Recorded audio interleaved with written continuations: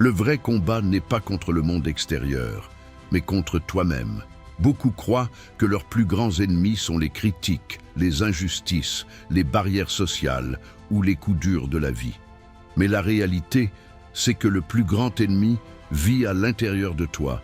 C'est ta peur, tes doutes, ton manque de discipline, cette petite voix qui te dit « Tu n'es pas assez fort, tu n'es pas assez intelligent, tu n'es pas prêt ». Voilà ton véritable adversaire. Ce combat est invisible, silencieux, mais il est impitoyable. Il se joue quand personne ne regarde, quand les projecteurs sont éteints. Il se joue dans le secret de ton esprit, chaque fois que tu hésites entre l'effort et l'abandon. Tu veux savoir pourquoi beaucoup de rêves meurent, pas parce que le monde extérieur est cruel, mais parce que les gens abandonnent avant même d'avoir essayé. Regarde autour de toi. Combien de personnes ont laissé leurs excuses les détruire? Combien disent chaque jour « Demain, je commencerai » sans jamais se lever pour agir? La vérité, c'est que le monde extérieur ne t'arrêtera pas. Les échecs, les critiques, les obstacles, ils ne peuvent rien contre toi si, à l'intérieur, tu refuses de céder. Mais si tu n'arrives pas à gagner cette guerre contre toi-même, alors tout le reste ne servira à rien. Regarde les grands de ce monde. Thomas Edison, avant d'inventer l'ampoule, a échoué plus de 1000 fois. Tu crois que son plus grand combat était contre ceux qui se moquèrent de lui? Non. Son plus grand combat était de se lever chaque matin, malgré la fatigue, malgré le découragement, malgré les voix qui disaient « c'est inutile ». Ou encore Nelson Mandela, 27 ans de prison. Tu crois que son plus grand combat était seulement contre l'apartheid? Non. Son plus grand combat, c'était de ne pas laisser la haine et la colère consumer son âme.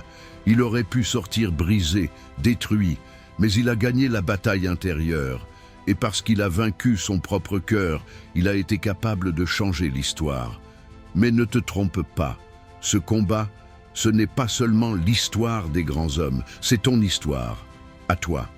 Quand ton réveil sonne et que tu choisis de rester au lit, tu perds une bataille. Quand tu repousses tes rêves à demain, tu perds une bataille. Quand tu écoutes ta peur au lieu d'écouter ta foi, tu perds une bataille. Chaque jour, tu gagnes ou tu perds face à toi-même. Et pourtant, la beauté de ce combat, c'est qu'il est juste. Car même si ton ennemi est puissant, tu as déjà en toi toutes les armes pour le vaincre. Tu as la discipline, la persévérance, le courage. Peut-être qu'ils dorment encore, mais ils sont là. Et chaque fois que tu dis non à la facilité et oui à l'effort, tu les réveilles un peu plus. Ce combat est cruel parce qu'il est solitaire. Personne ne te félicitera quand tu refuses de céder à la paresse.